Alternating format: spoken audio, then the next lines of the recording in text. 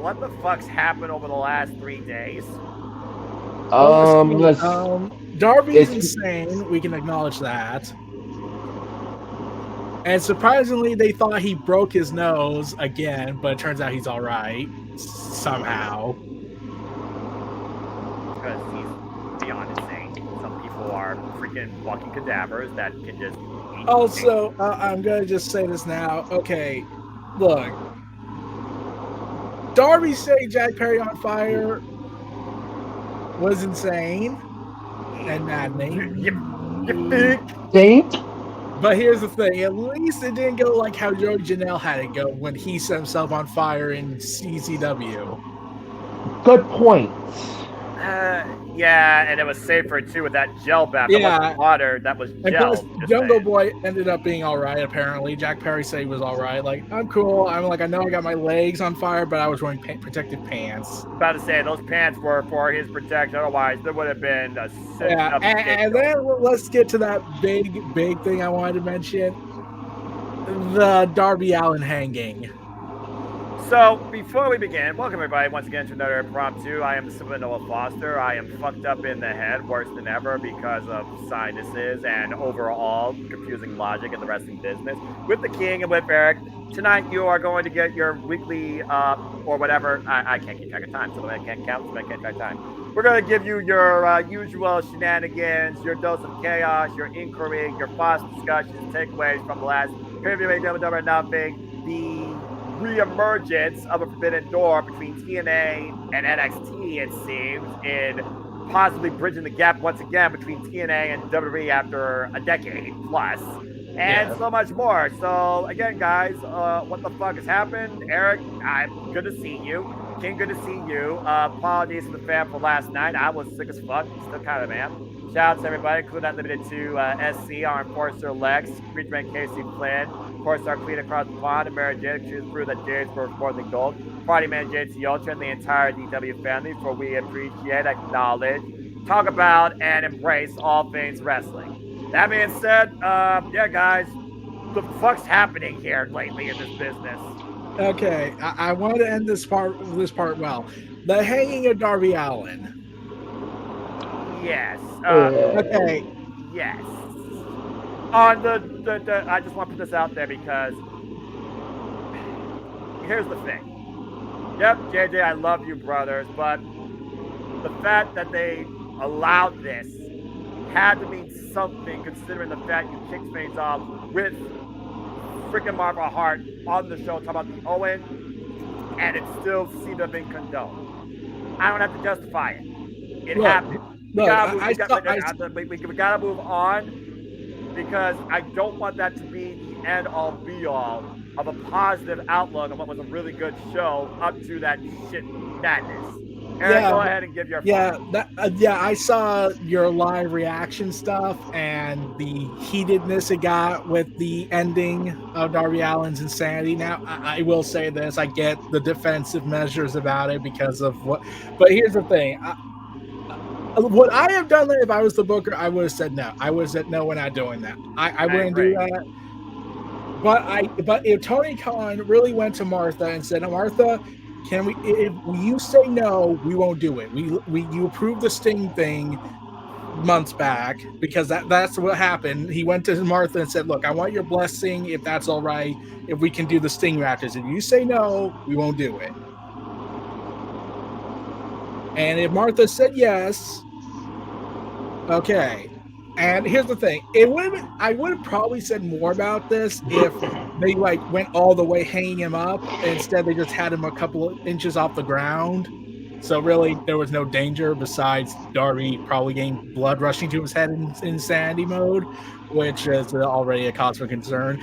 And the bus part, when Jungle Boy tried to run him over, I was like, yeah, Darby probably won. Okay, this is what I kind of laughed when I thought about this. I was like, oh, this is a Stephen King reference as well. Because Stephen King, after he was in a car accident many years back, he wrote into a script into one of his films of a character who also similarly gets into a car accident. I was like, okay, so Darby clearly thinks he's Stephen King because he decides, hey, I got hit by a bus. Let's do it.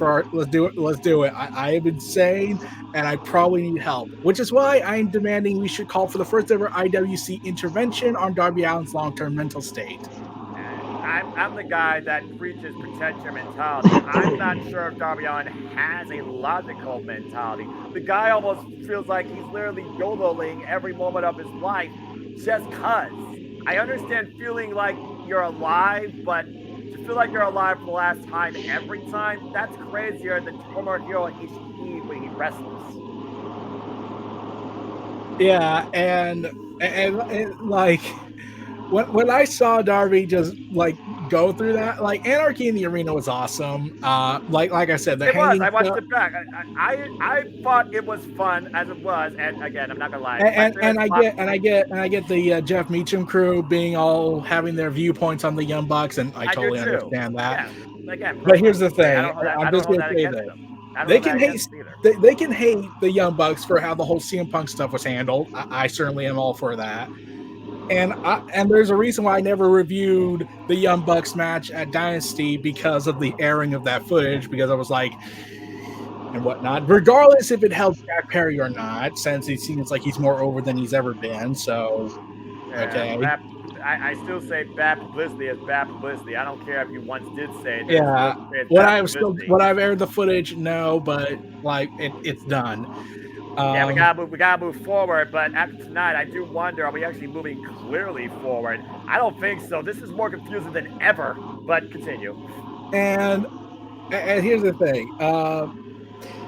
I will say this. I know there were some people who are like, why is Okada with the Young Bucks since their ratings poisoned to some and, well, not desired by many?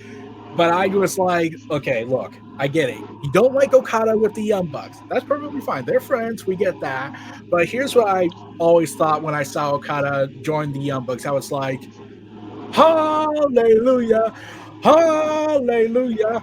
Okada is becoming a character before us tonight. He said bitch tonight. I never when I hear that out of Okada's mouth. Here's the thing. I have been clamoring for years for Okada after he went back to being the Rainmaker to finally get a personality and a character again. Right? Like let's be real. And here's the thing. I actually think it was bold on AEW to do it because remember, when Okada had been in AEW before signing, he was always positioned as the man with the walking belt on heels, the Rainmaker, the Golden Boy. And then after telling the audience, okay, this is Okada, familiarize yourself with him. He's working for New Japan. Now take that book and throw it out the window because we're making him a corporate Rainmaker. I say it once, I'll say it again. Corporal Okada's the best fucking thing in the business. Don't at me. And now the fucking dude owns a Lamborghini and a Ferrari. The fuck? Yep. Oh, and I got an update on MJF and Adam Cole, baby. What you got? So I found out the segment for the whole debacle that went down with MJF and Adam Cole on Double or Nothing. So it turns out they're both not cleared yet. I'm not surprised. However, the reason they did the segment the way they did it was because MJF is seemingly cleared enough to do promos at the very least. They were saying they wanted to bring him back on some capacity to build him up again. Right. But the reason why they had him interact with Cole, even though they're both not cleared yet, is because they were like, okay, look, we've been having this for 6 months. We've delayed this for too long. So let's just do the Chris Jericho Goldberg finish where we just do a temporary bow, but we'll run back to it later, but give some bow to it. Whereas Goldberg and Jericho had a bow to it and never followed up on that. It feels to me they're actually trying to do a long-term story and they're building. It's not that they're trying to do a long-term story. I think it's because, think about it. Adam Cole was supposed to do the double reveal at Full Gear, then he got hurt. And then they were going to do the match, no doubt, at World's End, and then MJF got hurt. So they're kind of in this limbotic state. That's why I don't hate the Double storyline, because it's like it clearly was supposed to end at Full Gear, but the injuries kind of wrecked everything. Yeah, World's it End was did. World's End was the audible. Let's be honest, it was the audible. Yeah, it was. And I got bad news on Eddie Kingston. Besides Oh, the I've fact that he's heard. probably gonna be out for the rest of the year. Yeah, you want to know how long he'll be out? I'm not, doctor. May.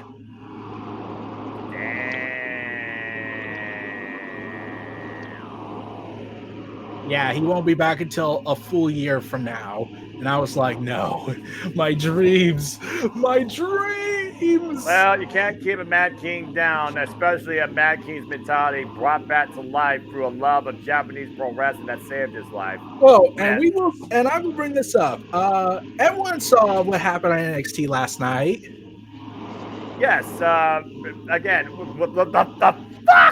Freaking Jordan Grace is challenging Roxanne Perez. Let me just put this out there. Jordan Grace, the current TNA Knockouts World Champion, is challenging Roxanne Perez for her NXT Women's Championship at NXT Battleground. The fuck? Yeah, got some news on that. As you know, she's set to also wrestle on NXT next week. Yes, against Stevie Turner for those. Well, turns out, here's the thing, and once again, I will just say, thank God we had AEW provide that massive alternative, and the challenge can now have a more powerful leverage over the big guys. Because guess how much money Jordan Grace is getting from just 3 appearances from WWE? I can only imagine how much she's getting. 6 figures. Now. Yeah, that makes sense because let's be honest here. At the end of the day, TNA is still the smaller budget. Now she's making more money, and she deserves it. Jordan Grace deserves everything that she has earned because she has been that trailblazer, that history maker. Although I did like that tweet by Killer Kelly saying, when this TNA NXT crossover happens, this will be a true Worlds Collide. Give me Tim Paxley. Yes, please. Anyway. Yeah. And tragically, we had the tribalists go and say, oh, they're going to do better, and like, yeah. And I was like, okay, look, here's the thing. I'll accept the TNA partnership if seeing WWE talent go. I'll declare it a full success if you send one guy. Yep, that's what I'll officially declare it. Yeah. Here's the thing. I said this. New Japan sent Bullet Club and gave them a major storyline with Tama Tonga and Jay White with the whole ending of the Gatekeeper. Yes. Yep. AEW sent Kenny Omega. I'm still saying it, even though he's in Hollywood. Send Roman. I'm just gonna put it up there right now. We're not surprised when Roxanne Perez shows up in TNA, being the fact she was formerly involved in TNA with program Diana Purrazzo. I see TNA showing up, confronting Jordan Grace before NXT Battleground. Mark my words. Also, update on Ethan Page, who also showed up. That was confusing as fuck. That was out of left field. Yeah, nice to get surprises again. Yeah, right. The internet doesn't. He's saying he's not signed to a contract. And he's supposed to be challenging Trick Williams for the NXT Championship.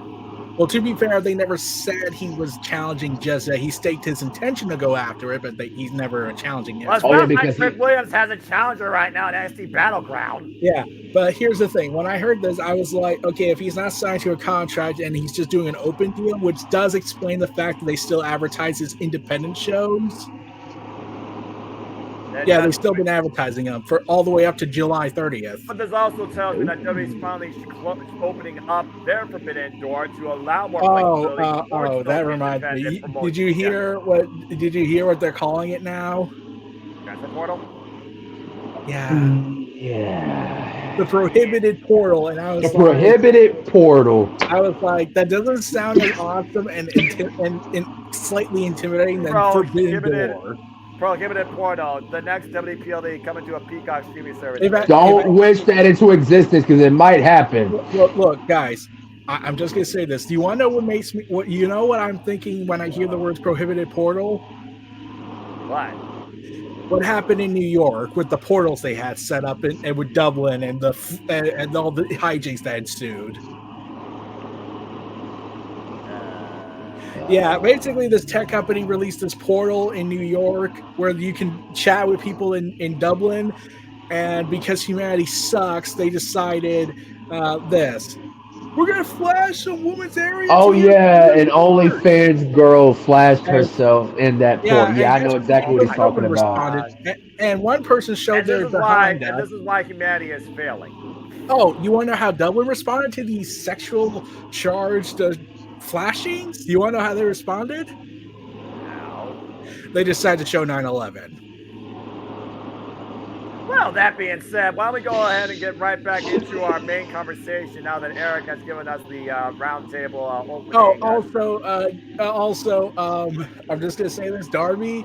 Look, we love you, man. You're awesome. We know you're loyal to AEW, probably to a fault, and you're insane. I'm trying to wonder who gave you the permit to give you the flamethrower. He did because even Tony said it. Tony said in the media call that you had to have a license to require to have a flamethrower, and Tony confirmed that Darby actually has an actual license to carry a flamethrower. Yeah, and I'm just like, one, I'm like, okay, of course Darby does, and two, do you think they might revoke it, realizing, oh yeah, this is the guy who will do any dangerous stunt that makes even the people from Jack You Know What look tame? No. This is America. We got our own weapons. You're not wrong. I mean, seriously, I don't think Darby Allin's Republican or Democratic. He's just an insane individual. But I don't think that's going to be revoked as long as the people that give him the flamethrower. Also, there's been an update on Julia. I'm trying to pronounce her name right. Julia from Marigold, okay. Yes. So, update. Apparently, WWE is saying to her, look, can you please get surgery for that wrist injury?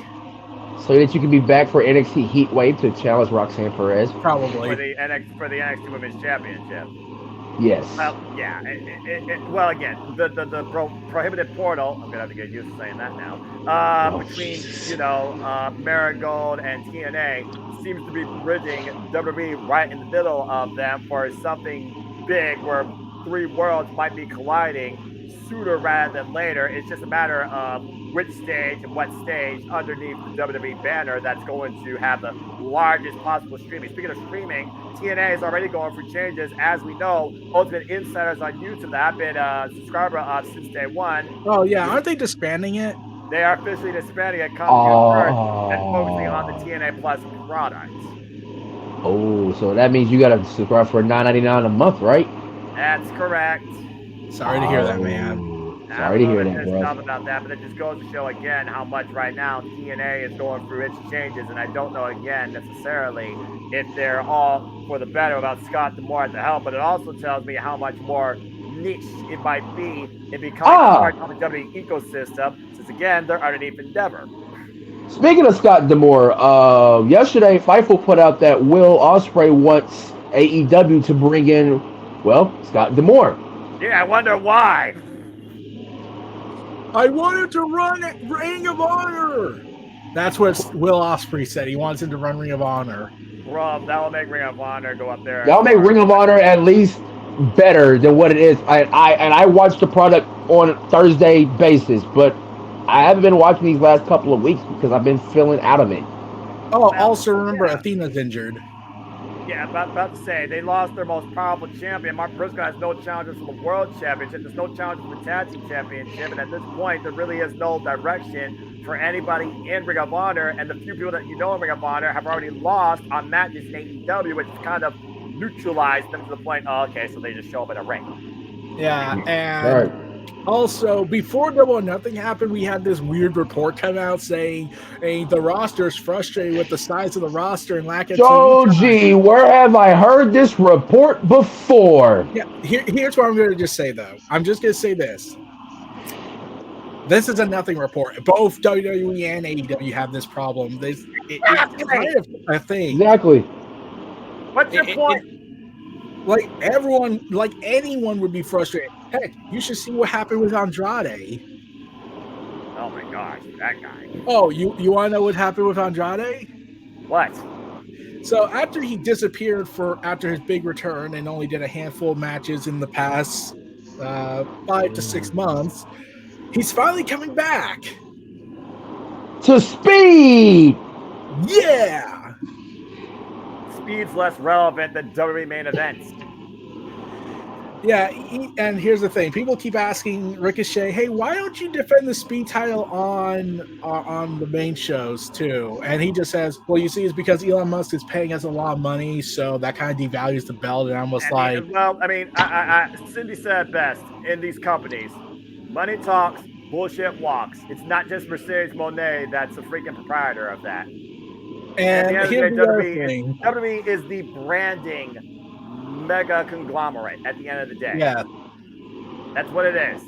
All right. yeah, Well, and also there was an update on the AEW WBD bill TV talk. oh Lord, here we go. One, saying that Tony Khan was disappointed by it. Oh no, what a shock. It's a successful pay-per-view, so we need to say that. And then AEW denied it, and then there was more clairvoyance on it, saying like this. Tony Khan said the money, it's reported that Tony Khan looked at the deal and it's like, okay, this deal works, the money is pretty damn good, but we still need to bring in the AEW library besides the pay-per-views. So negotiations And are still plus, the on. people who put out that fake report have been or friends of Nick Khan. Yeah, so there would be a natural bias being made. At the end of the day, people are going to believe what they choose to believe. I believe in what I see on screen, seeing is believing, and I also believe in Joe Hendry. So Yeah. that being said, And sadly, Adam Copeland is injured. Yeah. And AEW's roster is said to be universally sad, saying he was a mentor to us. We will be in pain without him for the next several months. you need that sort of positive reinforcement in your locker room, and Adam Copeland was that. You could tell how giddy he was, but unfortunately, he was having too much fun. Well, it's not just him that's hurt. Malachi Black is said to be really banged up. But Gee, I Malachi wonder banged why it. after these yahoos did fucking hell. Let's go ahead and kind of talk about a little bit Double or Nothing. Great start, Eric. So again, guys, we're removed 1 week now since we last did this with me and King's pre Double or Nothing. We've had King and Queen of the Ring. We've had AEW Double or Nothing. We've had the fallout from both official PLE's pay-per-views, and we have teased that TNA and WWE Forbidden Door has been open. Julia's injured, Adam Copeland's injured, Malachi Black is injured. Monday Night Raw right now is figuring out what to do with Damian Priest's World Heavyweight Championship ahead of Gunther, who I think ultimately is going to win it or hold it, heading into Bash Berlin, calling it now. He's got his champion. Michael Cole just gave one of the best commentary calls of his life, calling Logan Paul what he is, a loser. I've never knew Michael Cole had this much of a personality. In fact, okay, yeah, speaking of Logan Paul, I wanted to say this. Someone actually on Twitter posted probably an engagement post say, who do you think should dethrone Logan Paul? Guess what my answer was? Corey Graves. What? Kidding. Oh no, I just said, said this. The Federal Trade Commission. Ooh. Yeah, good luck with that. As long as Prime is friggin' $1 billion. Oh no, I'm talking about the crypto stuff he did. They ain't gonna touch him for that. You know that. Hey, I still want to hope that his running that has just been a massive sting operation. Well, keep dreaming. That's all I gotta say about that. Don't stop believing. I'm pretty sure I'll probably be singing out 80s karaoke night. Knowing these fucking idiots. Anyway, that's June 15th, so that will be an ultimate night of humiliation. Anyway, that's a whole different conversation. Let's go ahead and briefly talk about and switch gears and try and be logical a little bit here in order. King and Queen of the Ring finally occurred. It's been a long time since we cared about King and Queen of the Ring, I think, and I think we've actually cared about King and Queen of the Ring when it actually mattered, when it had stakes. As we know about the King and the Queen, they get championship opportunities, and we found in Saudi Arabia our new king, all hell King Gunther, who now I'm still calling him Volta. I agree, but let's be honest here. Also, let's be real. What sounds more cooler, King Gunther or King Volta? Well, obviously Volta, but WWE's not branding that name anymore. Neither is him, for that matter. So respect your king for how he names himself.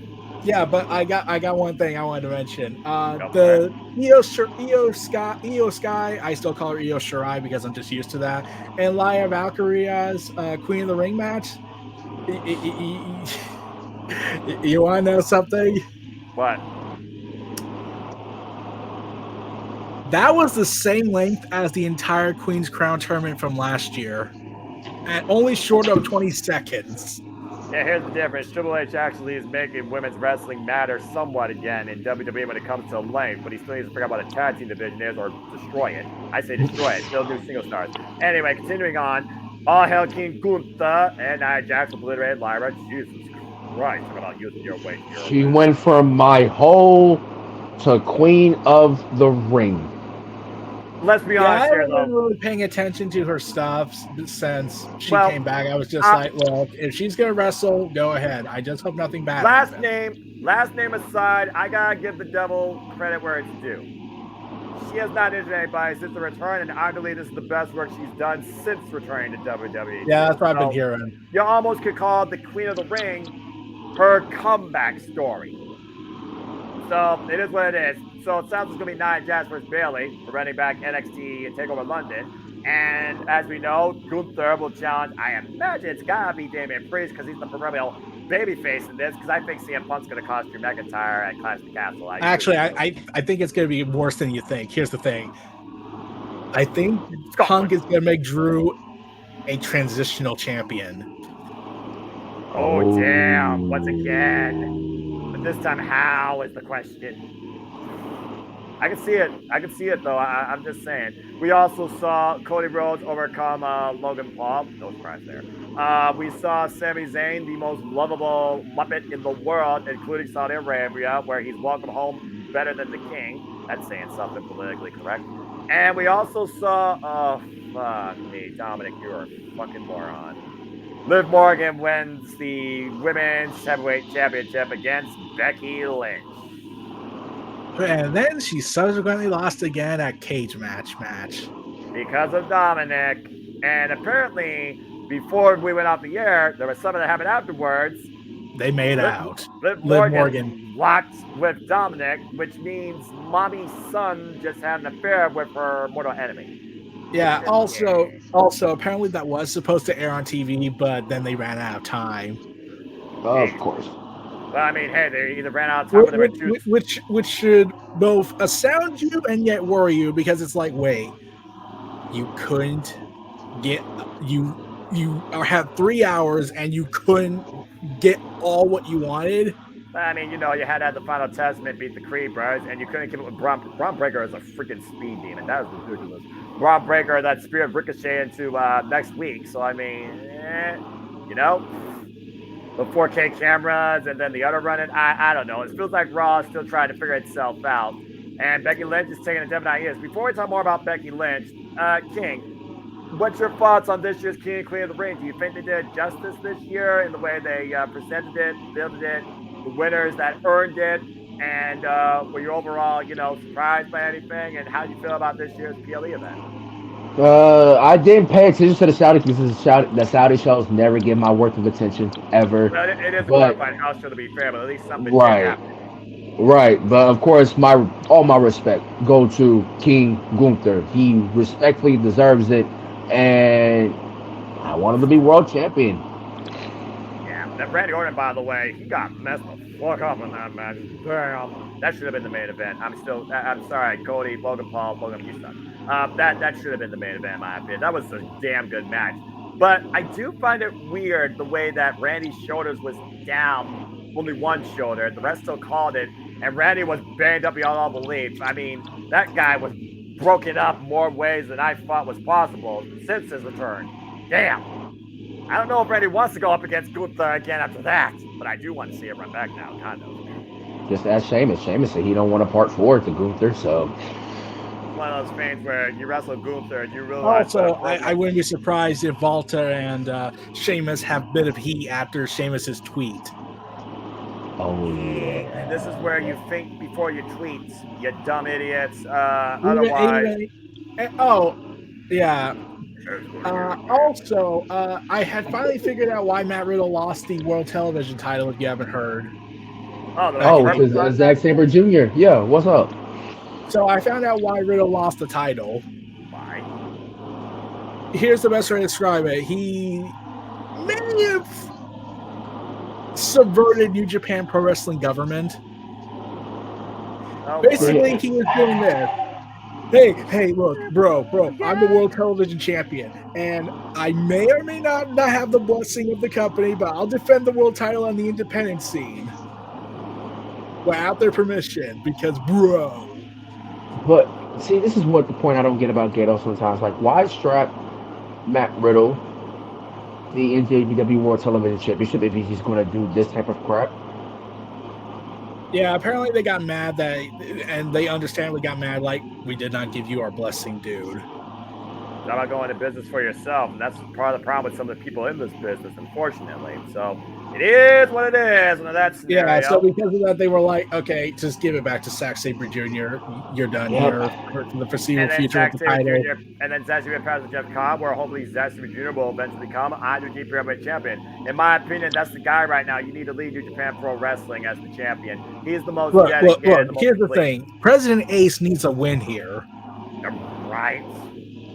Like, 90% of his top talent are gone. Naito is barely held together at this point with his injuries. Just like the President Ace himself. I mean, that high fly flow he's been doing as of late. Yeesh.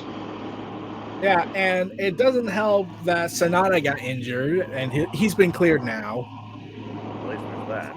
And also, it doesn't help much that, like I've mentioned before, there's still the fact that WWE is now getting more planting interest in Japan.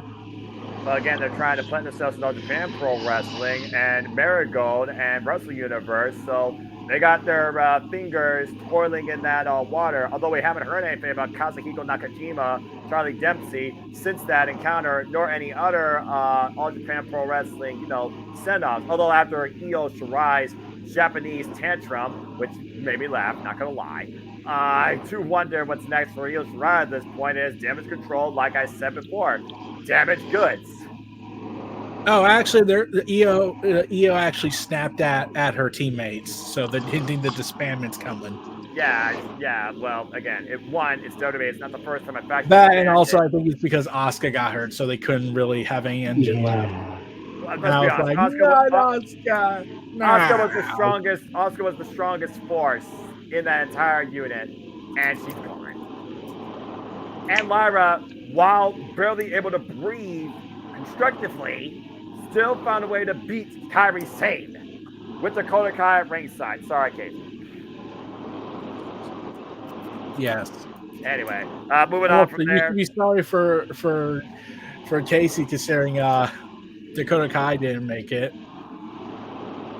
Oh man, I remember. Look. I always say protect your mentality. Do not let your anger override your passion for wrestling. But I imagine he was pretty pissed off that she didn't make it in the tournaments. Casey, hold out for Dakota Kai, man. That's all I gotta say. Hold out for her. Always, bro. Money in the Bank is coming up in 2 months. So I still stand by the fact she should have been NXT Women's Champion. I still stand by that fact. In fact, I want her to go back down and challenge for it at some point. Just saying. Anyway, also Jade Cargill, Bianca Belair, interesting finish being built by them as a tag team. They beat Candice LeRae and Indy Hartwell to no one's surprise. And again, that was kickoff because we need to put these tag titles that still don't matter on kickoff. So that was the thing. That was King and Queen in the Ring. Still not a bad show, but again, glorified house show, Saudi Arabia, nothing special. Liv Morgan won. That was the worst moment of the night. Okay. Moving on from there, we go to Double or Nothing. And again, we celebrate 5 years of AEW.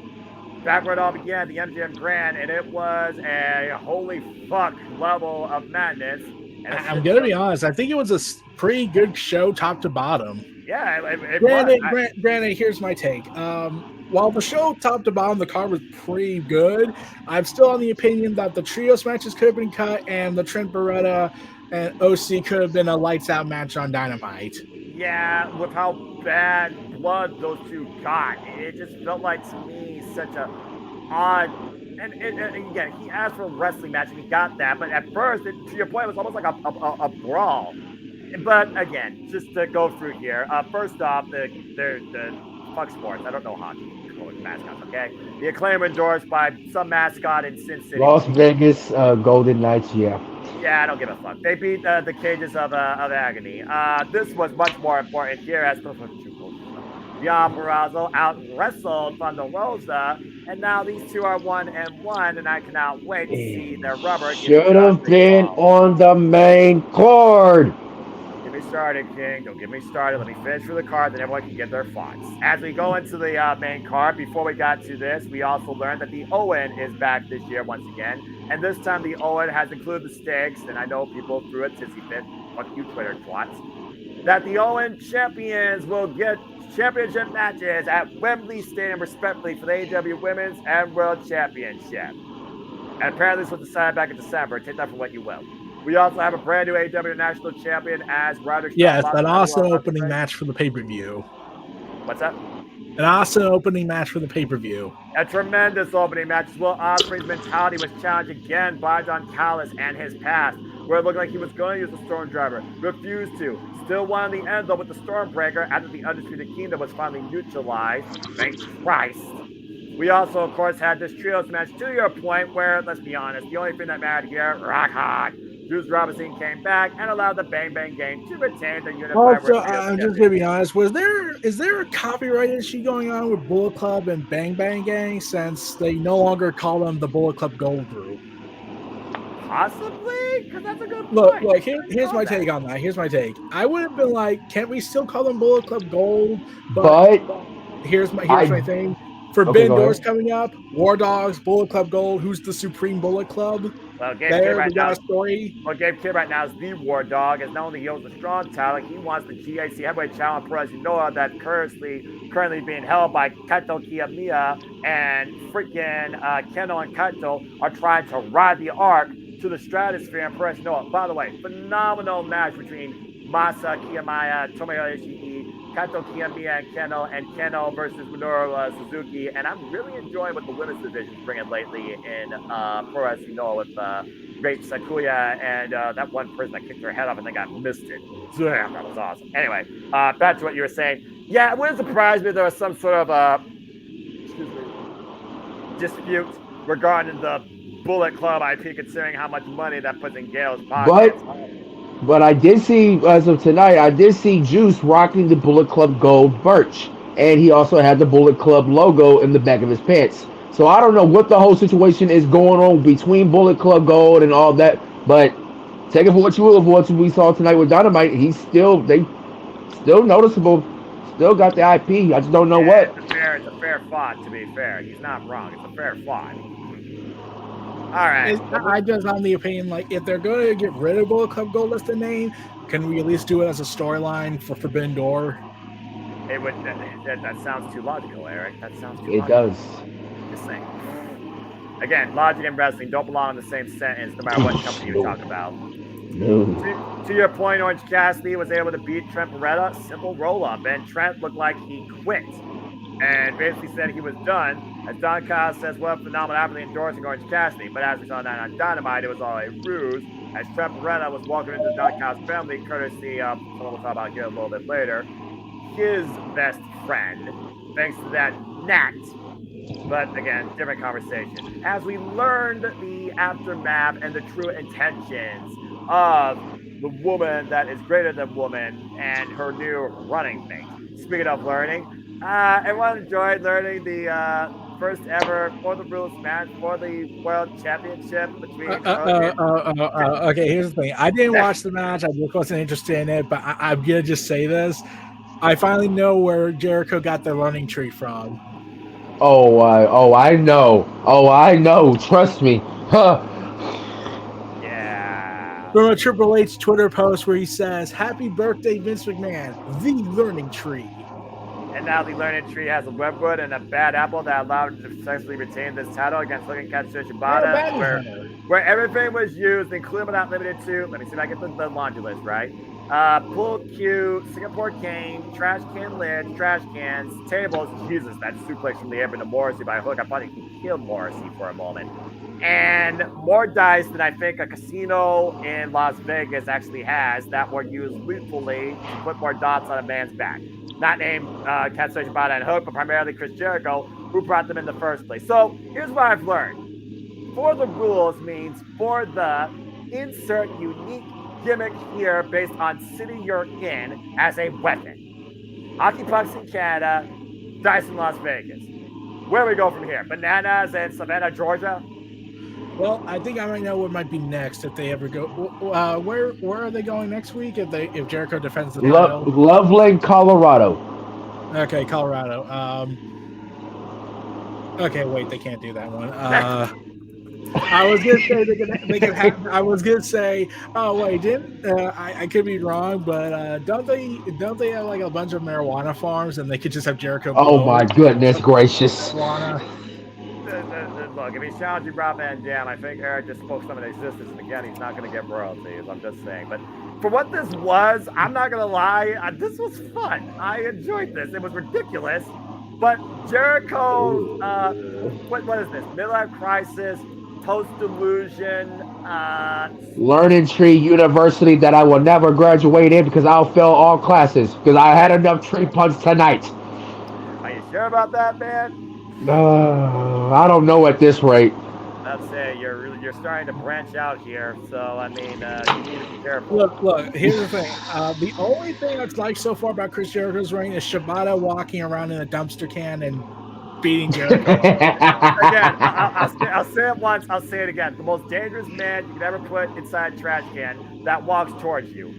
Still to this day, that's one of the most nut and futz moments in AEW history. I can't believe I just said that. But congratulations to the Learning Tree, where it sounds like Hook is learning from a completely different animal, it seems. Yes, many could call him Taz's younger brother. A nation of violence, so to speak. Well, I mean, it doesn't get more violent than Samoa Joe and Hook when it comes to Hook's temper, where every security guard, no one's safe from a T-bone suplex. Jesus. Although I do wonder what Katsuyori Shibata is going to do and say next. Just saying. All right, King. Now, usually I'm the guy that talks about the matches, but go ahead and headline this one because this was a timeless, masterful clash between both of these ladies here. Serena Deeb once again putting on another masterclass of performance, but in the end, all it took was one timeless pinfall, one timeless Storm Zero, and yes, you admitted it during the watch along. She did it on her own. Toni Storm has proven to why she is our 3-time AEW Women's World Champion. Until now, that means fam, until then, you will have to have your chin up, your teeth out, and watch out for the shoe. You're more delusional than JJ, and I'm still waiting for Haterade, but I will say this, she earned my respect. Masterclass technical clinic demonstrated by both women as Serena Deeb broke her down limb by limb, nearly submitting her, for Mariah May to almost save her teacher and cost her the title, only for Liberty to come with a smoking gun, as she said, Bastard and threw that talent to the audience, got caught with D-tops twice on the apron. I thought Serena Deeb had her right then and there. But somehow, not only did Deeb survive Storm Zero, it took an avalanche Storm Zero and a fall of Storm Zero, desperate measures at the climax of a timeless encounter, and the most dominant and effective champion right now in AEW since AEW Full Gear. Once again, exceeded expectations when it comes to why she is the timeless AEW Women's World Champion. No conflict, no confrontation post-match, but maybe a bit distrusting her and her butler, as Mariah May embraced her teacher on the stage in a bed of roses.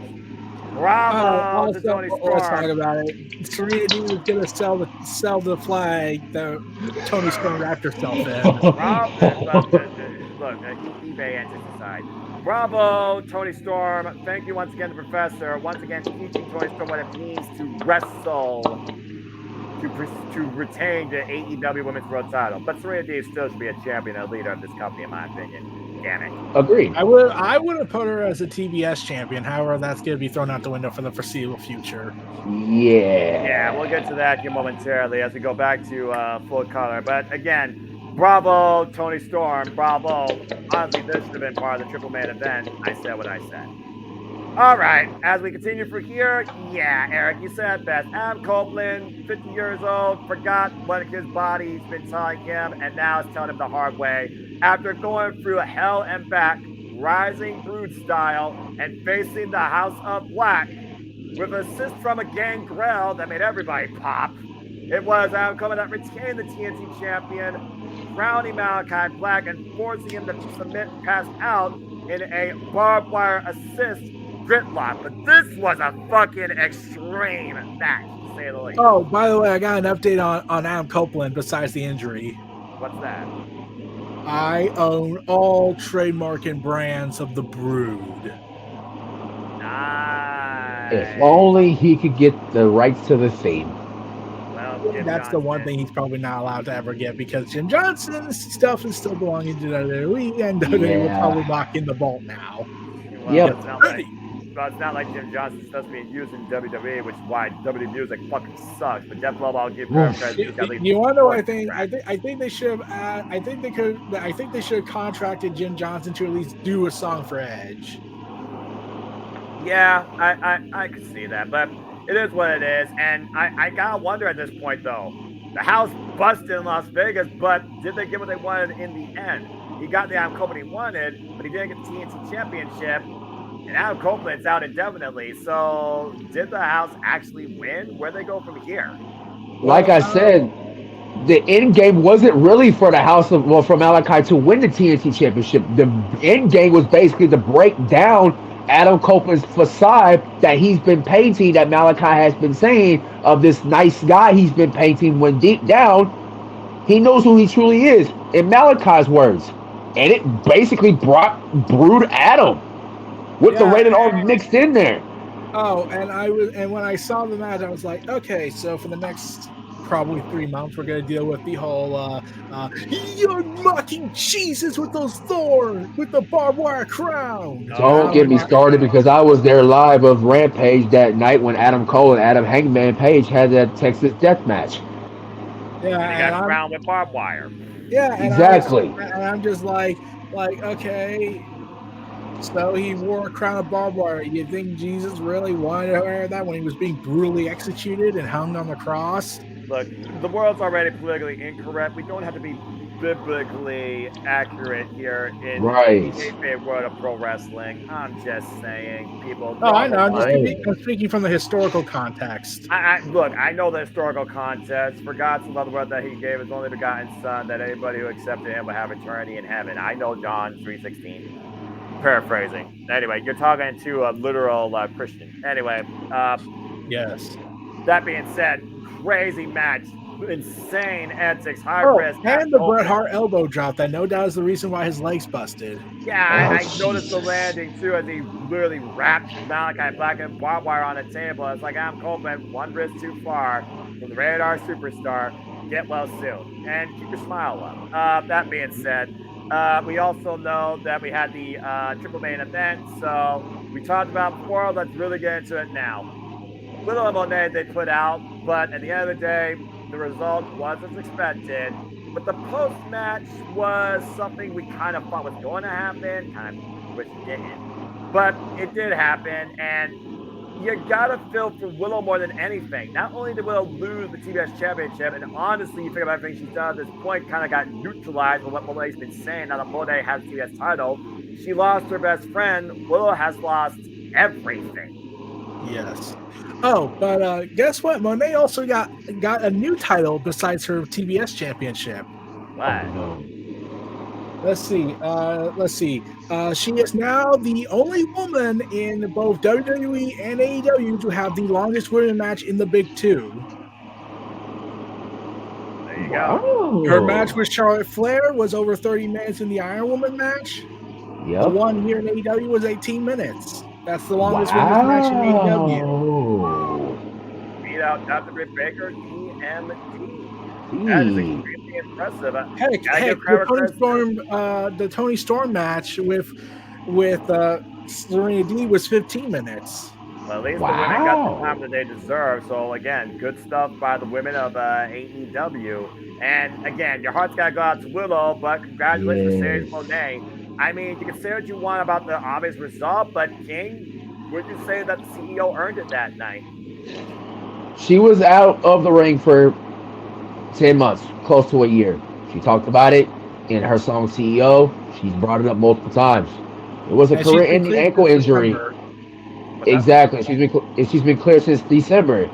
So basically, being out of the ring for 10 months, kind of have a legacy. It's kind of like the two words in sports. It's kind of like a Game 7. This was a Game 7 for Mercedes.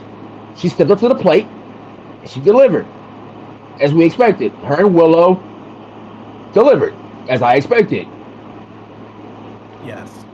Yeah, I mean, again, you can say what you want. Maybe she talks some bullshit walks, but when it comes to what she does in the ring, maybe not the best, but arguably definitely one of the best, and holds up to what she tries to bring when the bell rings, and it was a tremendous match. Congratulations to Monet. Willow, good luck finding your smile and making a comeback. You're going to need it. We also go forward to a game of two of the most manipulative, sinister minds in the business as Christian Cage and his patriarchy look to seize the AEW World Championship as the Warrior came out to play in Sin City, and Swerve Strickland caught Christian Cage running in with a spear with a house call, and then finally took him out as the Patriarch was finally put, once again firmly, 6 feet under. Hasn't been seen since. Great match over the AEW World Championship that once again goes to show that Swerve is up for the big pressure and can fry through it. I really enjoyed this match for what it was worth, despite the fact that, again, it's one of those things where it's like, yeah, they have that history going back to All In Wembly last year, and they added the Nick Wayne angle to it as well. In fact, Nick Wayne nearly cost Swerve Strickland the title here, but I think Christian Cage was a worthy candidate to challenge him at Double or Nothing. Yes. Yeah, very much worthy. I mean, he had a CNC title run the last two times. Thing I do have about it is the fact that they sacrificed the Mongol embassy because faces can't be in factions. But it's the Gates of Agony, though. So basically, they've been mostly used as agony. Oh yeah, well, Gates, Cage, whatever. But they're mostly been booked as heels. So yeah, but it's like this is the thing. Like, this is the WWE trope where they're like, oh, we can't have factions. We can't have the world champion in a faction. It's like, yes, you can. A face can have friends, you know. You think Cody won WrestleMania 40 without the help of all those other friends of his? It was literally Infinity Game or End Game at WrestleMania 40 that allowed Cody to finish the story. Yes. Also, Christian Cage, I'm curious to know what he'll do, but Swerve, he's gonna have a big challenge come for Forbidden Door. And that's the truth, bro. We learned that. And I think I know why they're doing it. Well, we'll talk more about that, I'm sure, here. And you know what, Budget? We're coming off Dynamite, as you saw. The gauntlet. Yeah. Will Ospreay did again, 2 gauntlets in a row. But why do you think they're doing it, Eric? It's gonna be Will Ospreay versus Swerve Strickland for the AEW World Championship. What makes you think they're doing it Forbidden Door instead of All In? Because that was my projection. That's the thing. I think that's why they're doing it at Forbidden Door, because they were like, okay, because here's the thing. I think I know what they're going to do for Forbidden Door. I mean, for All In. Go for it. They're going to do a rematch with Konosuke Takeshita versus Ospreay, this time as the betrayal of the Don Callis family, since they've been building that up. And Hangman's going to come back to get revenge on Swerve and become the very darkness he sought to destroy. I told you. I knew the Heyman agenda was going to come back in play. I knew the Heyman agenda was going to come back in play at some point. Why not the biggest stage? Well, and I'm glad it did, but I'm glad it didn't happen in the Forbidden Door Casino Gauntlet for that to come into play. But here's the thing. I am curious, though. Hangman now will have a choice if he does come back, and that is the plan. Will he do it the right way or accept the elite? Because he got suspended from, he didn't officially get kicked out. He got suspended from the elite. And the last time he had a choice to use the smoking gun, he didn't, and it cost him. Yes. All right. So the seeds of Wembly might be more planned here than I thought, because with the new addition of Trent to the Don Callis family, there's no telling what Don Callis is going to do if Will Ospreay doesn't follow. But that will make. But that will have to make if Konosuke and Will has to happen. That will have to have Kyle Fletcher choose a side, which we've seen that come into play as well. We haven't seen Kyle Fletcher though since that match he lost against Strickland. No, now that I remember that, I'm like, wait, does that mean that now they have an excuse to have tag team matches for the build up for Konosuke and Ospreay and All In, since now there's 2 people on Don Callis' team and there would be 2 people on the United Empire team, unless they bring back the third Aussie. Mark Davis. Well, again, Doug Zilla's still injured. Again, so many injuries. Yep. We need to really. Oh, I actually looked that up. Guess how bad the injury thing is? What? How bad? Okay, how big is the rosters of both WWE and AEW? At least 160 each. Yeah, so I had to look this up. Someone actually put up the statistics of the injuries. Oh god. Oh yeah, god. It's bad. Bad. Yeah, like, let me see if I can find it. Yeah, I mean, we know in AEW, off the top of my head, we got Keith Lee, for example. He's out indefinitely. Eddie Kingston. I think Britt is still and also Britt, remember Big E. Jamie's still gone. Oh, my man, Jamie. I miss Jamie Hader. Jamie. It's been nearly a full year. I know. Yep. It's been over a full year. It's been over a full year, dude. No, sorry. Don't get me started. And yes, and the day before all Double or Nothing was her anniversary. Yep, when she was brought in as the killer. Anyway, also speaking of injuries, to your point, you're giving Konosuke a newfound life, but the fact that Konosuke didn't win this, though, how many times does Konosuke need to lose? He's been on a start stop momentum. He should have won this. John Moxley was only one arm. He literally changed his style, changed his approach. He was technically proficient. How the fuck? But it took one man, because it took one man. And that one man, he's still a part of. Well, hopefully Konosuke turns on him and maybe he and Ospreay becomes a team, because Konosuke needs a change of pace. Anyway, sorry. Big time. Yeah, here's the thing. If they do go with that plan I'm thinking of, it might fix a lot of things. I think Konosuke is suffering from a victim of bad timing, because remember, they were originally going to do Kota Ibushi and him. Kota's still messed up. They were going to do Omega versus Konosuke again, but then Omega got his diverticulitis moment. He must too. And he's had surgery already, so that's good. Oh, thank Christ. Yep. Yeah, he had it a week prior. And then it's like, and I think they're just suffering from a problem where they had all these big plans. Like, allegedly, there might have been a plan to bring Shelton Benjamin in with Powerhouse Hobbs. Oh, that's yep, and then Hobbs got injured. Yeah, so yeah, it's just I think it's just a victim of bad timing and all that.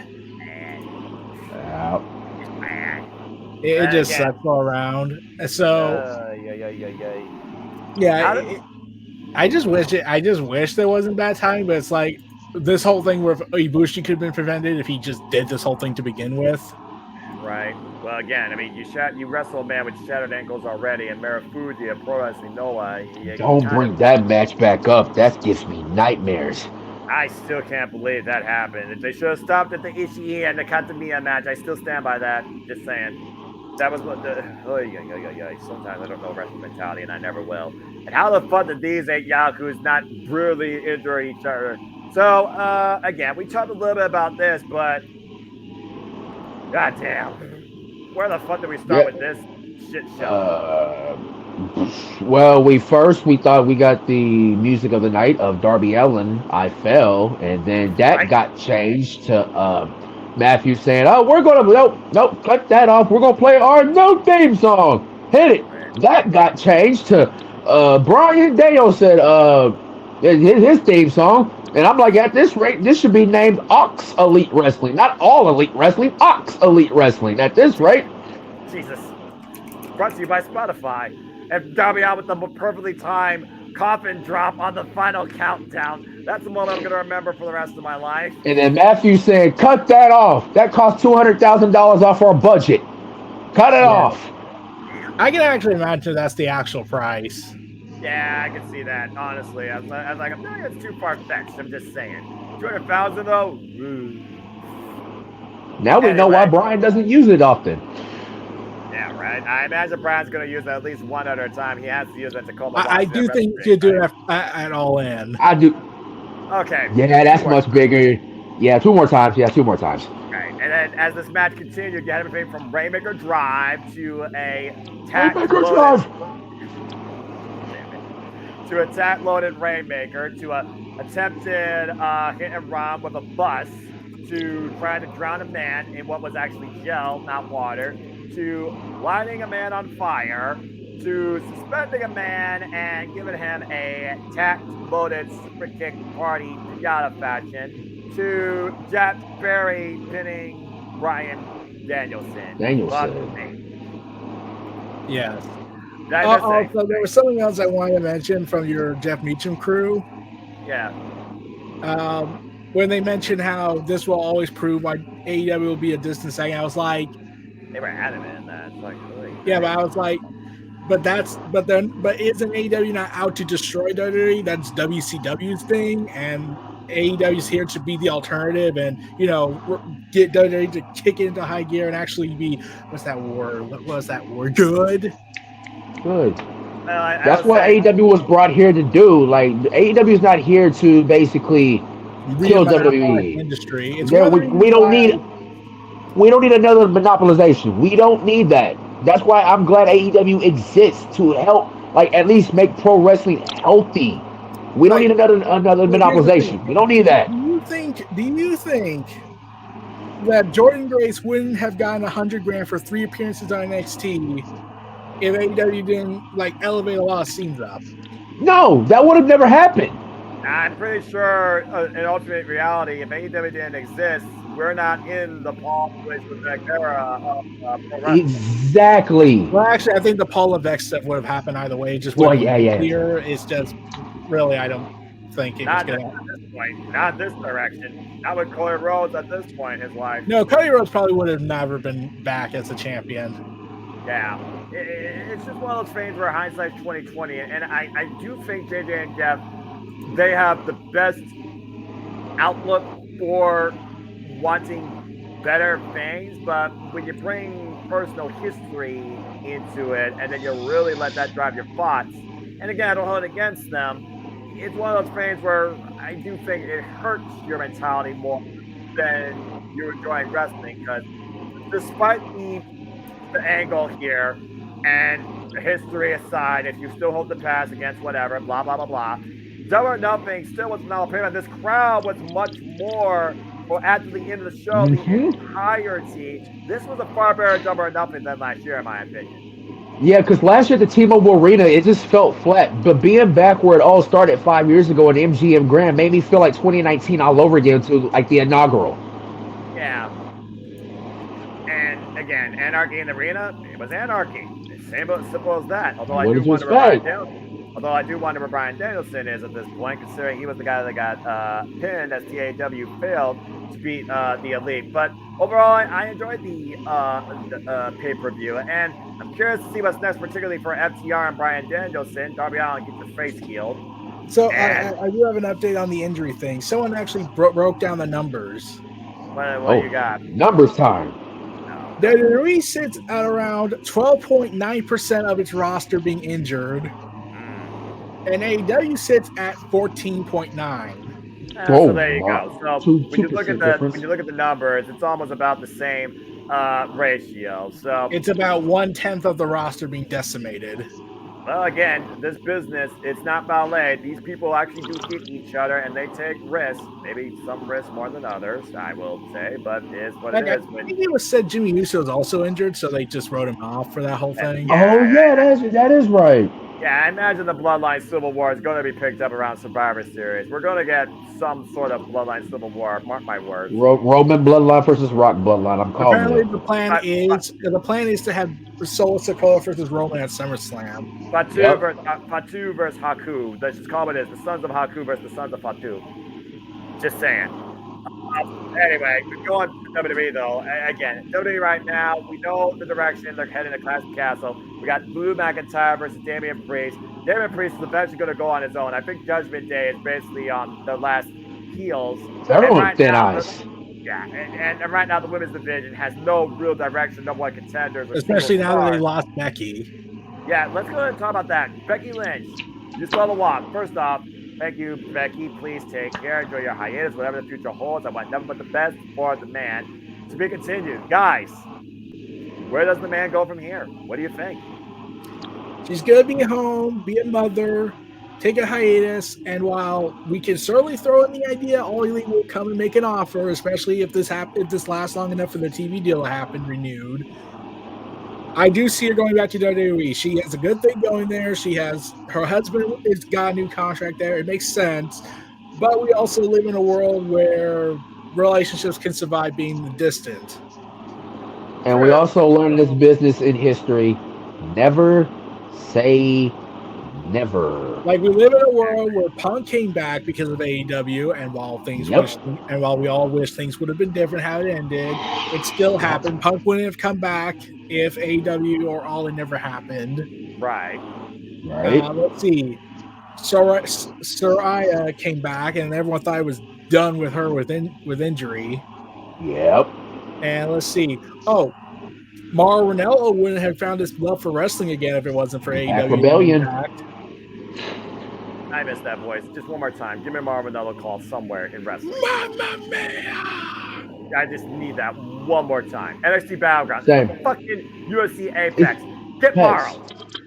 Damn it. Someone tell Sean. And Lola Vice and freaking Shayna Baszler, two legitimate MMA fighters fighting underground on NXT. Mauro, we need you, brother. I'm not Mauro Ranallo, but damn it, I'm gonna enjoy calling the shit out of that. But also, I am very certain. Well, I am certain we'll see Mauro Ranallo again in a commentary for wrestling. I hope. I am excited to see.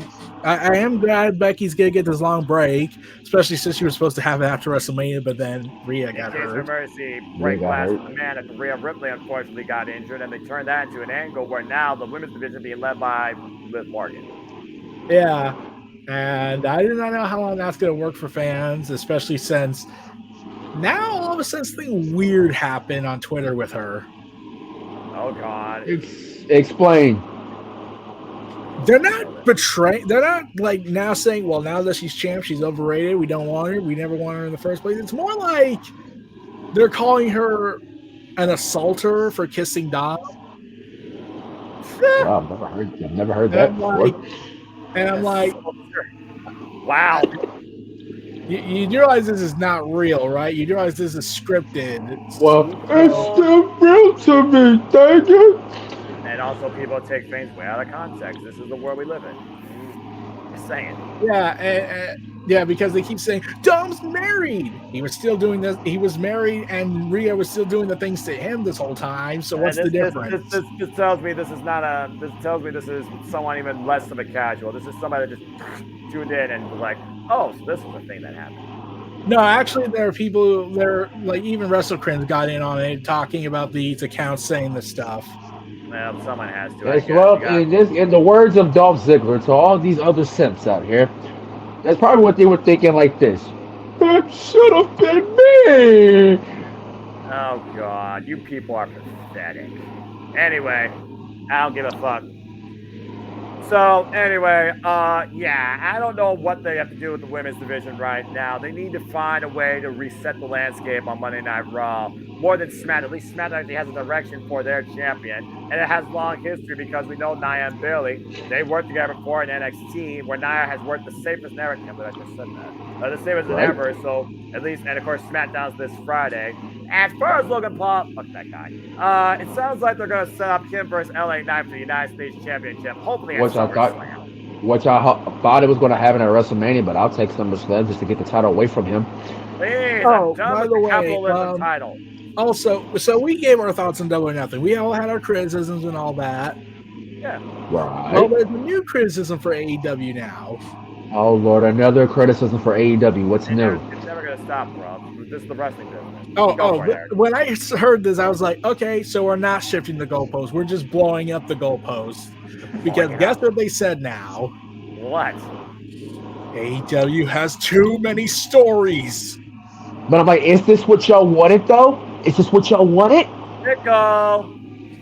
Yeah, Pickle. and when I heard, Pickle. like, some people were like, Wrestle Talk and other accounts were saying like AEW has too many stories going on, and it's like, okay, two things: one, you wanted this, so you can't say no, and two, if you're talking about that that there were too many stories happening all at once in one show, fine, we can have that conversation.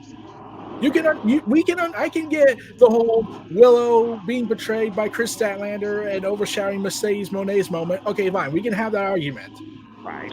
Right. But they're not adding to that argument. They're just saying AEW has too many stories, and I'm going like, okay, why? And didn't you ask for this for the last 5 years?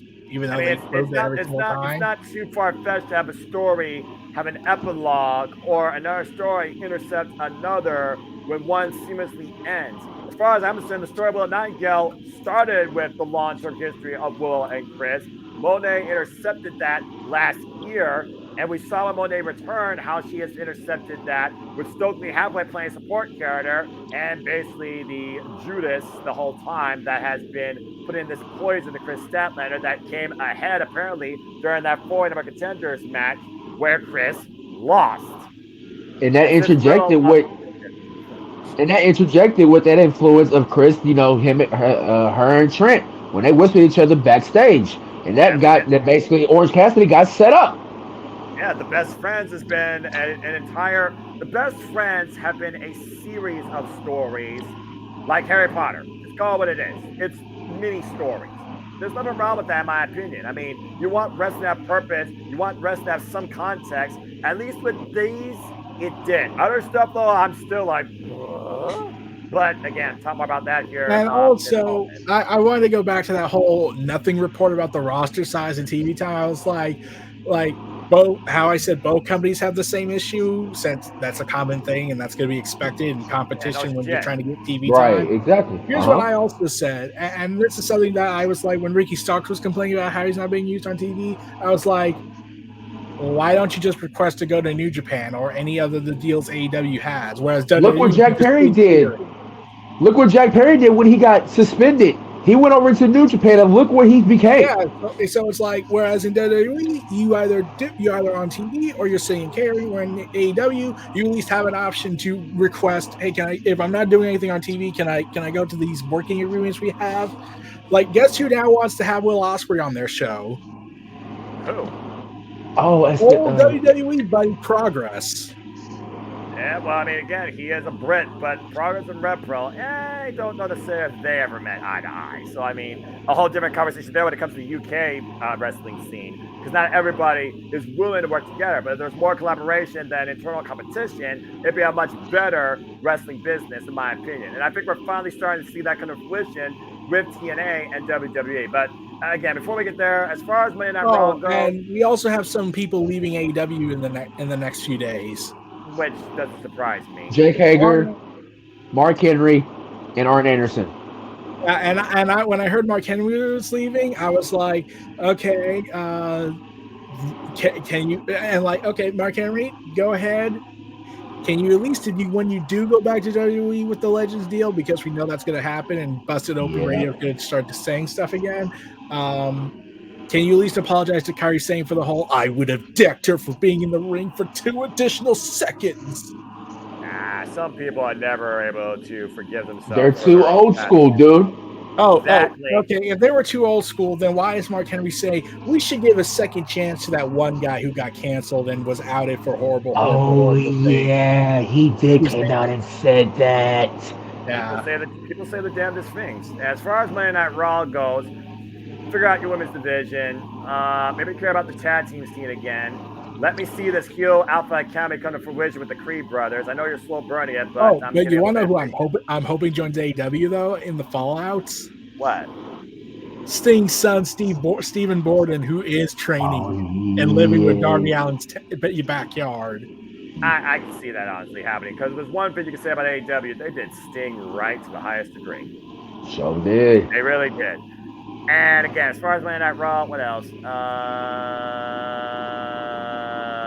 Judgment Day is about to be disbanded, and I think Liv Morgan and Dominic are going to recreate their own group. Maybe they'll call it the Watchers. I don't know. Oh, by the way, Wait, someone wait, said don't be they here. think they found Seth Rollins' alternate timeline duplicate. What? Huh? Yeah, I know, random thing to bring up, but let me try and show you. Hold on. All right. Seth? Well, as you Go do that, King, anything further you want to add regarding Monday Night Raw and what needs to change there while we look at what this is? AJ Perez. Oh yeah, it looks like a younger Seth Rollins. He do, I but just got more hair than him. I got nothing to say about Raw, but I'll shift it to what happened on Tuesday. You know, I'm just going to say this real quick on behalf of SC and my friend JJ. I did not think we were going to actually give a fuck all about NXT, but for the first time in a long time, with the fact that it's even on TNA's YouTube channel, I give more of a fuck all about NXT than I did before. But I will say this: who the damn fuck is Sexy Red? I'm glad you brought that up because I was getting ready to talk about that actually. First of all, she's the host of NXT Battleground coming up. So, second of all, she is the rapper. She is a rapper. I'm pretty sure you wouldn't know because nobody listens to her music. Well, homie, don't listen to that game. Continue. How shall I put this in the most politely, nicest way possible about her music? Yes. Her music is for the girls that basically eat hot Cheetos and eat pickles and talk about and brag about what they do in life and just like brag about how they're superior and all this other stuff. Oh, and because she got that little Mike Tyson tattoo on the side of her face, and basically, you're hearing it from the King's perspective because the King's perspective, King listens to rap music, and I still do to this day. But I would not listen to Sexy Red because I would not listen to a Mike Tyson clone with an ice cream tattoo on the side of my face with red hair and twerking in front of a doggone wrestling ring.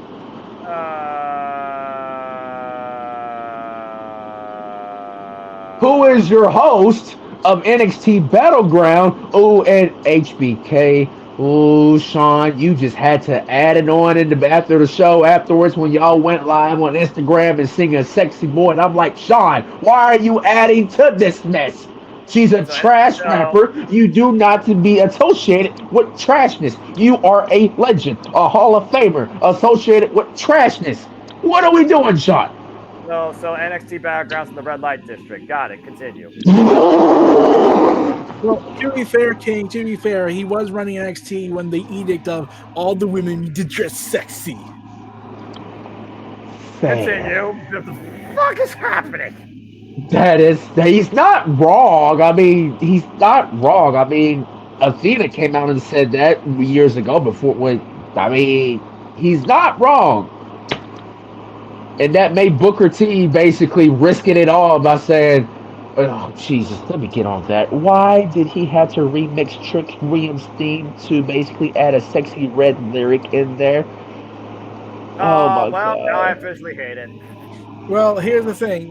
But to bring more positive and then internet speculation madness. Ethan Page showed up, shocked everybody.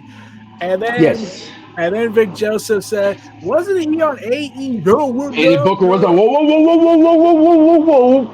Yeah, they almost said it. Right. They can't say AEW for whatever reason. Here's what I said when I heard this. I was like this. For the next few days, I'm expecting YouTubers and podcasters to start videos about the almost mention of AEW and pitching that a partnership is in the works from this. Me, I'm just glad talents have options and leverage. Thank you. It's opportunity.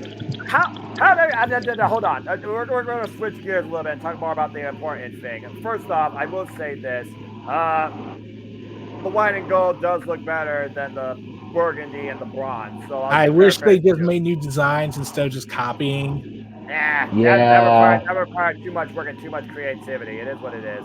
But yeah, so let's just go ahead and think about this idea of this prohibited portal or portal prohibited. Fuck PP. Anyway,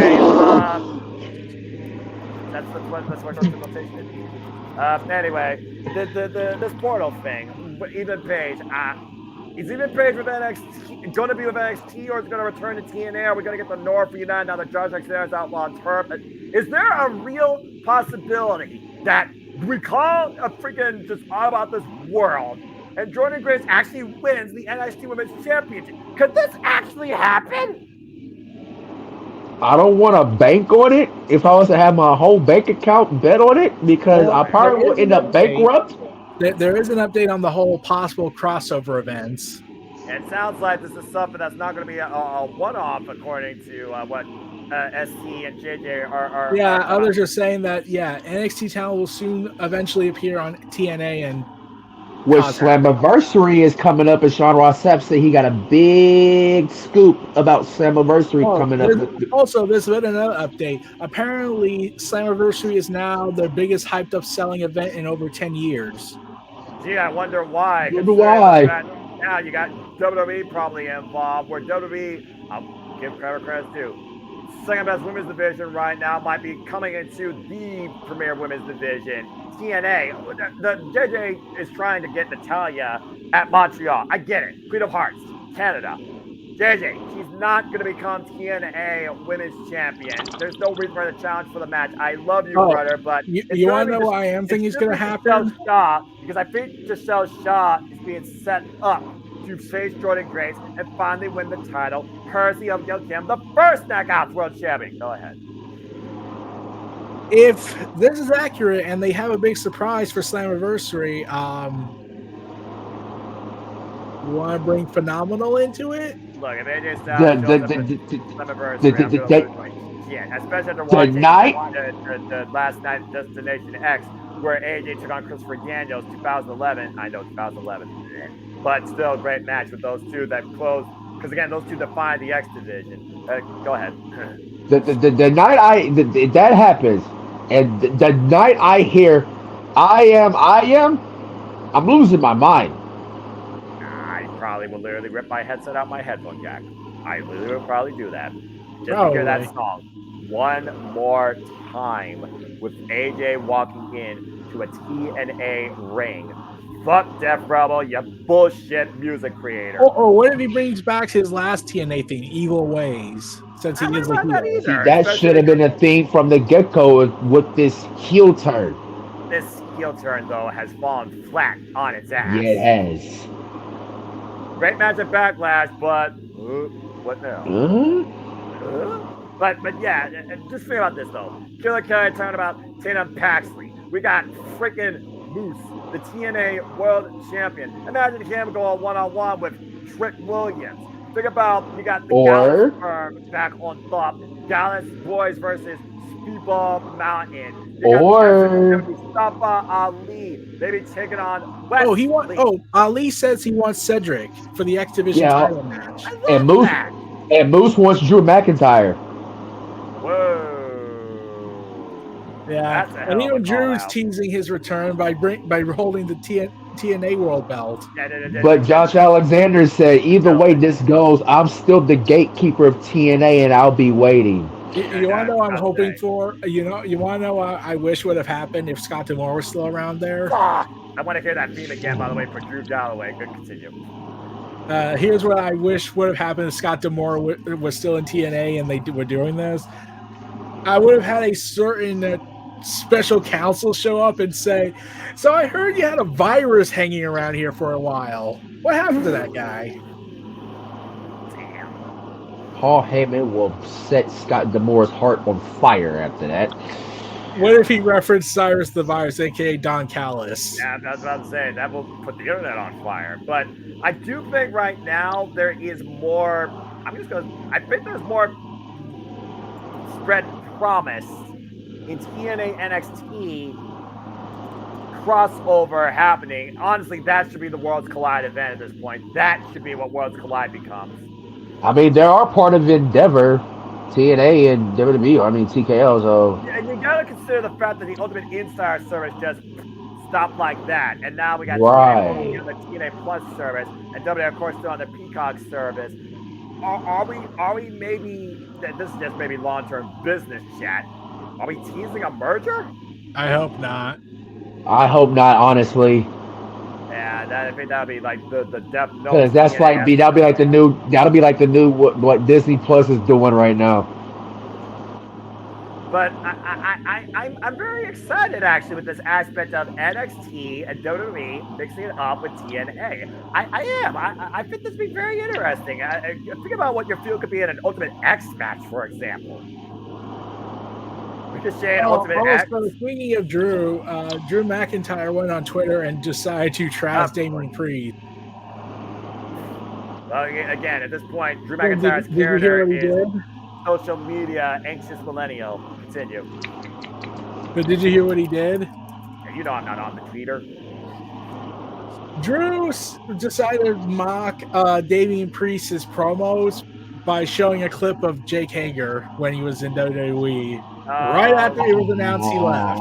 And I was like, Drew, you madman. He is really pushing his luck with this Twitter nonsense. I'm just saying. Yes, he is.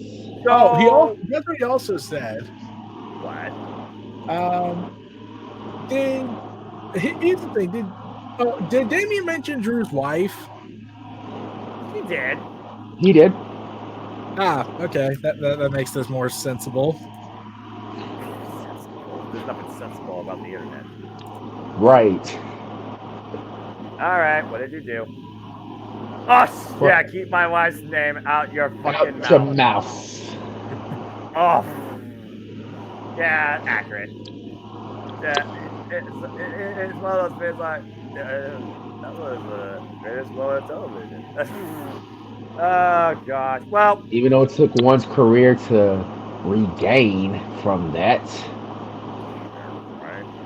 Well, either way, we now know our field mostly for the NXT North American Women's Championship ladder match, by the way. I'm quite surprised Meacham actually won that. Meacham, Kalani Jordan, the Grand Theft Auto reject, Jada Parker, Fallon Henley, who am I missing? Last Legend, right? She's one of those in there as well, I think. We're down. We only need one more left, right? I think it's that.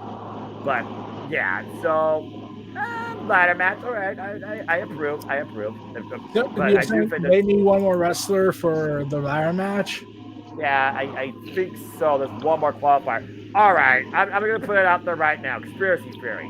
Ladder match. NXT Battleground. June 9th. NXT Women's North American Championship. Ladder match. TNT Championship. AEW. Qualifiers. Forbidden Door. Maybe there's more Control-C, Control-V than meets the eye, quite literally, considering what we got announced that on Dynamite. And then what was announced at Double or Nothing. I was going to bring that up. I was like, oh my God, Will Ospreay's being made the Logan Paul of this match.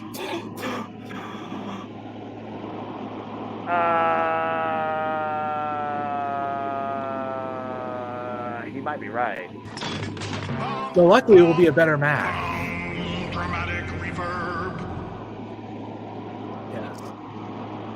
Better match, yes, but also. But by the way, do you know what I'm thinking should happen at NXT Battleground for that ladder match? What? Bring in TNA Ash by Elle against Dana Brooke. Oh God! there's the chaos. And there's the chaos I was waiting for. The worst thing right now in women's wrestling, you fucking madman. He freaking had a standee last week because she was having Botox situations. The fuck? And there is the chaos I was waiting for. We gotta do that or Kylie King.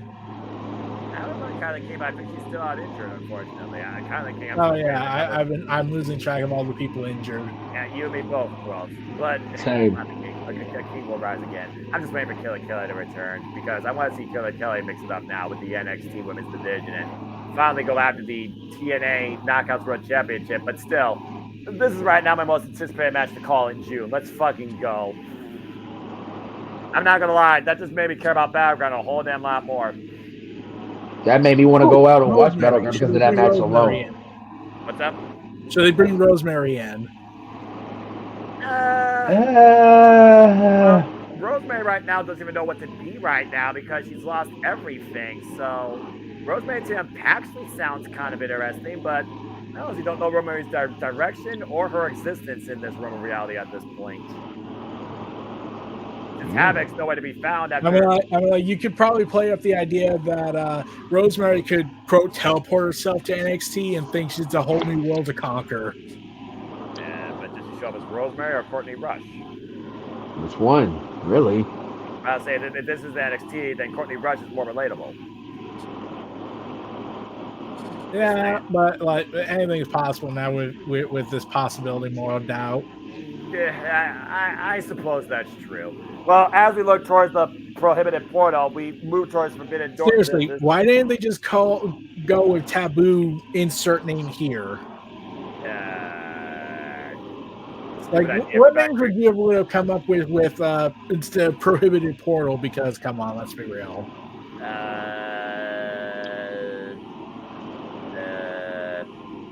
Band Gateway? Taboo Gateway?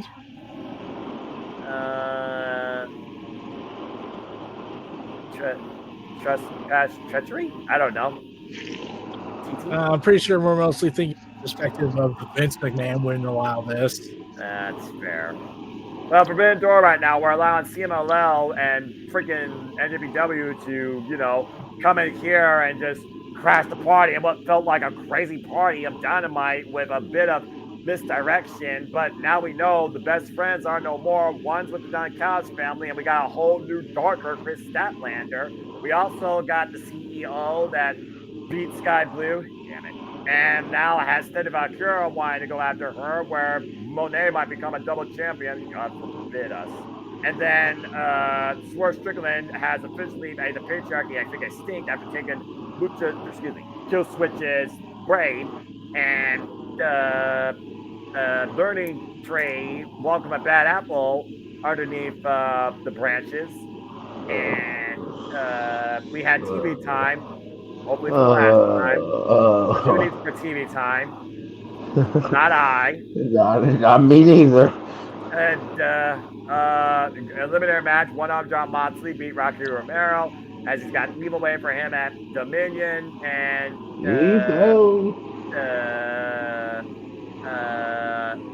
then he got Bloodsport. He got Bloodsport. Right. And we had Goku. And then, of course, we had the Casino Gauntlet where, again, Will Ospreay, he won 2 times in a row, and now he's going after the AEW World Championship at Forbidden Door, where I hope, Eric, to your point, the Don Callis family mentality at Tina Ray comes to fruition, and Will Ospreay basically is caused by Don Callis to be a screw driver, which will be ironic because it was 1 year ago via Don Callis' aid that Will Ospreay beat Kenny Omega. Yes. Yep. And speaking of which, I guess this is great to say for last because we wonder if AEW has any clear direction, anybody to truly put the rocket on that's still an original. MJF is back and will be in a big-time program. It sounds like his first potential opponent is Ruth. Now, how's that break heel versus heel dynamic? What the hell?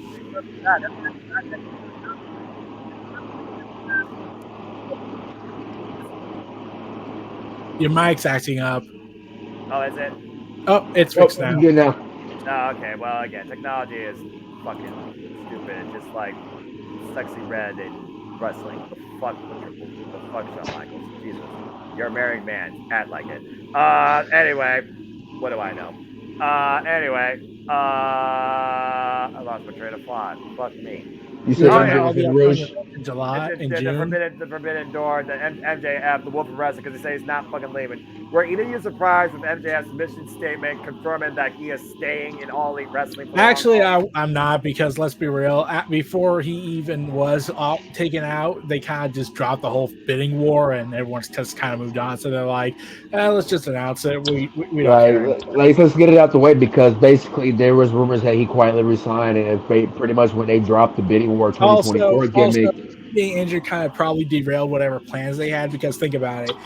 If MJF is injured, that means it's going to add more to his contract, like in WWE does. Yep. Right. And I mean, again, he announced it back where he literally was part of the first match of AEW, the MGM Grand, double or nothing. Truly, he is all in, and he's betting on himself. So good luck to our favorite scumbag as MJF's back to remind us once again why he is better than us, and we know it. Either way, right now, this industry is super fucking weird. As tomorrow we have Honor and Impact, and I think we're gonna have a very unique highlight on TNA Impact regarding the fact that the Juggernaut now has invaded WWE and is looking to get gold from NXT. We have crossed the line for a takeover to ensue, as worlds collide may be impending too. And I am all for this shit. Yes. Between Worlds Collide, Forbidden Door, Prohibited Portal, ladder matches for mid-card championships, tournaments for world championship implications, AEW and WWE right now are just each doing Control-C, Control-V. Who's going to bring it better, though, in the world of professional wrestling, where both companies have their faults, both bookers have their egos, both companies need to have their freaking rosters restructured. I guess we're going to have to see what June brings as we got Battleground on the horizon. Then we go to Against All Odds, and we end the month with Forbidden Door. And I guess we'll see what happens in July with the Owen. Yes. Yep. Well, that being said, as the world continues to ensue in all things madness, I think that's a good discussion for all things wrestling for now, as we're 1 week removed, and the madness will continue to ensue. But thanks everybody for tuning in to this conversation, where again, I just want to remind you, test your mentality, test your life, and enjoy wrestling. Before we conclude, Eric, anything you want to plug last spots, and let's see. if you want. There you go. Oh, also, I had something on the tip of my tongue earlier. I was trying to remember what it was. Let's see. Yeah, you can have King go first. All right, that's fine. King, always a pleasure. We got through another madness. We're talking about a house crash party with Dynamite. Jesus Christ, this show was insanity. I'm going to take a moment to wrap my brain around that.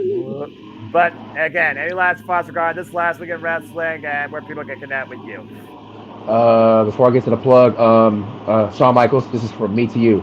After June 9th, no more Sexy Red. Anyways, follow me on Instagram and Twitter, AMT, Roman numeral 23. Y'all know where to find me. Oh, now I remember what I was going to say. So we all saw Malachi Black get drenched in thick blood. Right. Brute bath. So guess what I said when I heard that? What?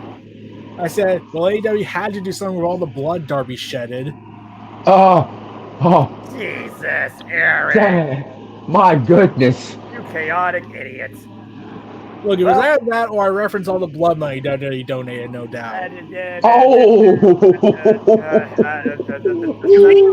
also did that when Edge did to Seth Rollins with the brood bath. The sensible of two evils. Good God Almighty. Guess what was revealed by Hornswoggle? Hornswoggle? Yes, that is the name you haven't heard in a long time. Yeah, right. So he revealed something on Chris Van Vliet's Insight Show. Oh, Chris Van Vliet. For the WWE title, and I must stress, for the WWE title, not any title, Finlay versus Vince McMahon at WrestleMania 24. Glad that plan got dropped, being perfectly honest. Just saying. What even came across the mind? The less we say that name, the better off we are in a bygone era, gentlemen. As the era of sports entertainment. Amen to that. Also, do you all remember a pay-per-view event called Breaking Bad? Breaking Point, I mean? Bots. Yes, I remember. Breaking Point, yep. So something big got leaked out from what was going on behind the scenes for that event. What? Let's see. Basically, it's the whole "you're not helping your case," guys. I must stress, this was an exclusive only for the behind-the-scenes stuff. This was never meant for distribution. Again, what's a freaking secret anymore in the professional wrestling business? Right. Now relations news. We're gonna leave that alone and pretend that was never existed because the world. The very fact that that people already call them that is not helping them. Well, that being said, people try and cleanse your minds from the previous madness that was sports and entertainment. I'm sure more secrets will ensue, but again, just enjoy life and enjoy wrestling too. Again, shout out to our Queen of Mary Jade, continues through James with Murphs and Gold. Hope you're doing well, my friend across the pond. Cheers to you. Our force of legend continues to teach himself, not under the learning tree, but under an actual accredited institution. I'm just going to say this right now. I don't care if I get heat for this. The learning tree and Chase U can both burn in hell. All right. And thank you. That being said, again, shout out to everybody in the HW family.